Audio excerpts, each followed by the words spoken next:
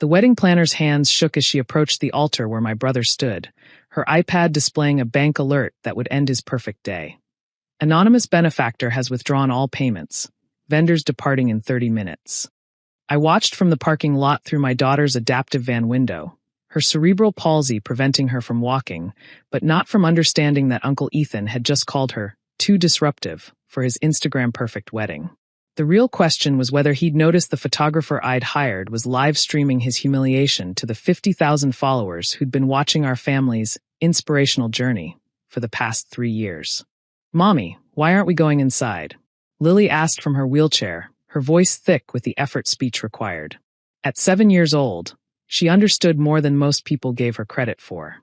"Change of plans, sweetheart," I said, keeping my voice light while watching the chaos unfold through the country club's floor-to-ceiling windows. Uncle Ethan decided he wants a different kind of party. My phone buzzed with rapid-fire texts. "Ethan first. What did you do?" Then my mother. "Victoria, this is cruel. Fix this immediately." My father. "Your brother's wedding is not the place for revenge." I didn't respond. Instead, I pulled up the live stream on my phone, angling it so Lily could see. The photographer, Marcus, who'd been documenting our journey since Lily's diagnosis, was capturing everything with artistic precision. "Ladies and gentlemen," the wedding planner's voice carried across the venue, "I regret to inform you there's been a significant financial complication." The 150 guests turned in their seats, champagne flutes frozen midway to lips. Ethan's fiancée, Brooklyn, yes, spelled exactly that way, clutched her bouquet of peonies and garden roses, $3,500 worth of flowers that would be repossessed in exactly 28 minutes. "What do you mean, complication?" Brooklyn's voice pitched high enough to crack crystal. "The anonymous benefactor who's been funding this wedding has withdrawn all payments. Without immediate payment, all vendors will be leaving. I'd structured it perfectly through my LLC, hidden behind 3 layers of corporate veils." Ethan had been so smug about his mysterious investor, who wanted to support young love. He'd bragged to everyone about the 6-figure wedding he was getting for free, never questioning why someone would pay for a stranger's wedding, never recognizing his sister's touch in every detail he'd demanded. "There must be a mistake," Ethan said, his Ken doll smile faltering. "Call them. Fix this." "I've tried, sir. The account is closed. The contracts specify immediate cancellation if payment is withdrawn." Through the livestream comments, viewers were already piecing it together. "Wait, isn't this the guy who uninvited his disabled niece? OMG, his sister paid for everything and he banned her daughter? The audacity." Team Victoria. Marcus, brilliant as always, panned to my parents. My mother, Diana Morrison Blake, looked like she'd been slapped with a fish. My father, William Blake, was frantically typing on his phone, probably trying to call me. "How much?" Ethan asked the planner. "Sir? How much to keep everything going?" She consulted her iPad. $137,643. Payable immediately. Brooklyn gasped. "Baby, you said." "I know what I said." Ethan snapped, then caught himself, remembering the audience. The guests were already murmuring, phones coming out, the social media bloodbath beginning. My phone rang. "Mom." I declined. "Mommy, Uncle Ethan looks scared," Lily observed. "He's just surprised, baby. Sometimes adults get surprised. Like when I surprised everyone by learning to use my communication board." My heart clenched. Exactly like that. 3 years ago, when Lily was diagnosed with cerebral palsy, the doctors said she'd never communicate effectively. Ethan had suggested, in front of her, thinking she couldn't understand, that maybe it would be kinder to consider a group home. I'd dedicated every moment since to proving him wrong. Therapy, equipment, adaptations. Started the blog to document our journey, which became a YouTube channel, which became a movement. 50,000 people now followed Lily's progress, celebrating every word she fought to speak, every movement she conquered. Ethan never watched a single video, never came to a therapy session, never even sent a birthday card, but he had no problem accepting anonymous money for his wedding. Inside, the string quartet was packing up. The caterers were wheeling away the raw bar. The florist was already removing centerpieces, each one worth more than a month of Lily's therapy. "This is insane," Brooklyn shrieked. "We have guests. My parents flew in from Texas." "I'm aware, ma'am, but without payment." "I'll pay," my father announced, standing. "How much again?" "William, no," my mother hissed. "We can't afford. We'll figure it out." He turned to Ethan. Son, we'll make this right. Son. Not sons and daughter. Just son. I typed a quick message to Marcus. Get his face when he realizes. Because here was the beautiful thing. I hadn't just withdrawn funding. I'd built in a poison pill. The contract specified that if anyone other than the original benefactor tried to pay, there was a 100% penalty fee. Double the cost.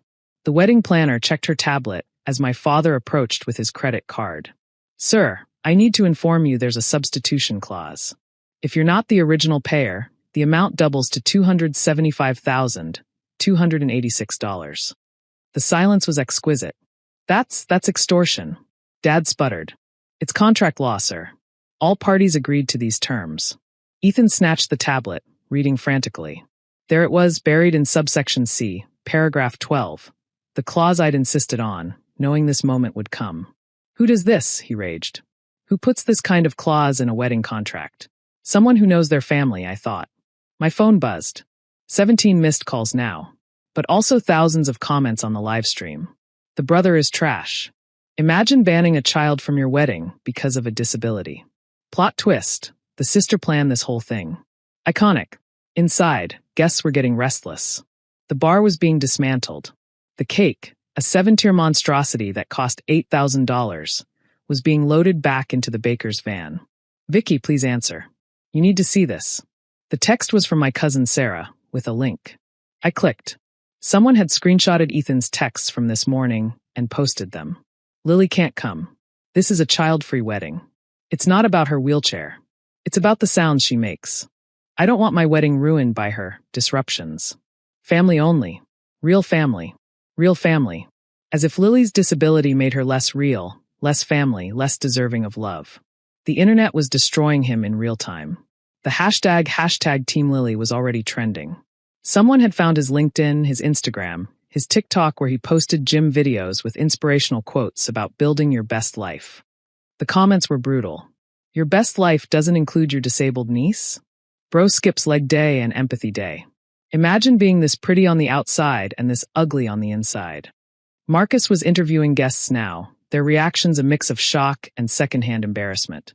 But he saved the best for last, approaching my parents. Mr. and Mrs. Blake, any comment on the situation? My mother, ever image-conscious, tried to smile. This is obviously a misunderstanding. Is it true your son banned your granddaughter from the wedding because of her disability? Dad's face went purple. That's a private family matter. So it's true. No comment. He grabbed Mom's arm, pulling her away from the camera. But Marcus was already moving to Ethan and Brooklyn, who stood at the altar like abandoned mannequins, their dream wedding evaporating around them. Ethan, sources say you called your niece's disability disruptive. Care to comment? Get that camera out of my face. Is it true the anonymous benefactor is actually your sister, whose daughter you banned? Ethan's face went through several expressions: confusion, recognition, rage. He looked directly at the camera, and I knew he was looking for me. Victoria, he said. Is this you? Are you really ruining my wedding over a text? I picked up my phone, opened the family group chat, and typed. Not over a text. Over 3 years of you treating my daughter like she's something shameful. 3 years of maybe next time. And it's not a good environment for her. 3 years of watching you post about family values while excluding the family member who needs value most. Send. The wedding planner made her final announcement. I'm sorry, but we need all guests to exit the premises within 15 minutes. This is insane. Brooklyn threw down her bouquet. Ethan, do something. What do you want me to do? I don't have $100,000. You said your family had money. They do. My sister apparently has enough to blow on this sick joke. I typed again. The money wasn't blown. It was donated to the Lily Foundation, our new nonprofit funding therapy and equipment for kids like Lily. Kids whose families think they're too disruptive to love. The live stream exploded. Donations started pouring in through the link Marcus posted. $50 here, $100 there, with messages. For Lily and all the kids who deserve better. From an aunt with a nephew in a wheelchair. This is beautiful. Ethan can kick rocks. Here's $500. Inside, the exodus began. Guests filed out awkwardly, some stopping to take selfies with the collapsing wedding backdrop. Brooklyn was crying, mascara streaming down her cheeks. My parents stood frozen, watching their golden child's perfect day crumble. And Ethan? Ethan was staring at his phone, reading my messages, finally understanding. Ma'am, a security guard approached my van. The venue is being cleared. You'll need to move. Of course, I smiled. We were just leaving. As I started the engine, Lily asked, Mommy, why is everyone leaving the party? Because sometimes, sweetheart, people learn that treating others badly has consequences. Like when Tommy pushed me at school and had to apologize? Exactly like that. We drove away as the sun set over the country club, leaving behind the ruins of a wedding that cost $137,000 to plan and one text to destroy. My phone rang. Ethan. I put it on speaker. How could you? His voice was raw. This was my wedding day. And Lily is my daughter. Your niece. Who you called disruptive. I didn't mean. You did mean it. You've meant it every time you've looked at her wheelchair instead of her face. Every time you've chosen your comfort over her inclusion. She doesn't even understand. I understand. We both froze. Lily's voice clear despite the effort it took. I understand, Uncle Ethan. You think I'm broken. Silence. Just road noise and breathing. But I'm not broken. I'm Lily. And I wanted to see you get married. Wanted to throw flowers. Lily, you're broken, she continued, each word a mountain climbed. Inside broken. Worse than my legs. I heard him sob. Once. Sharp. I'm sorry, he whispered. Sorry, doesn't fix things. Mommy's therapy fixes things. You need heart therapy. She leaned back, exhausted from the effort. I took the phone off speaker. She's right, I said. You need therapy. Real therapy. Not another gym session or motivational podcast. Actual work on why you see disability as something shameful. I just wanted things to be perfect. Perfect is my daughter fighting for every word and winning. Perfect is her smile when she moves her chair by herself. Perfect is not your Instagram aesthetic. The wedding is ruined. No, Ethan. Your wedding revealed who you really are. The question is, do you stay that person? I hung up. By the time we got home, the live stream had been viewed 2 million times. The Lily Foundation had raised $47,000. News outlets were calling. But all that mattered was tucking my daughter into bed, her eyes heavy but bright. Mommy. Yes, baby. Thank you for choosing me. Always, sweetheart. Always. She fell asleep smiling. I sat in her room, watching her breathe, thinking about the wedding that wasn't. The family that might never be whole again. The brother who'd chosen aesthetics over love. My phone showed 47 missed calls.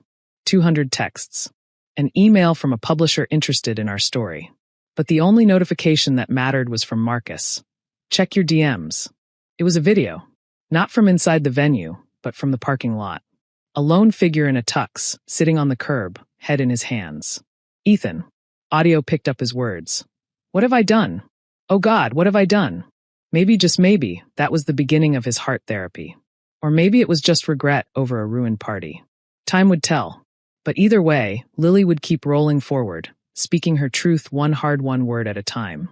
And I'd make sure the world heard every one.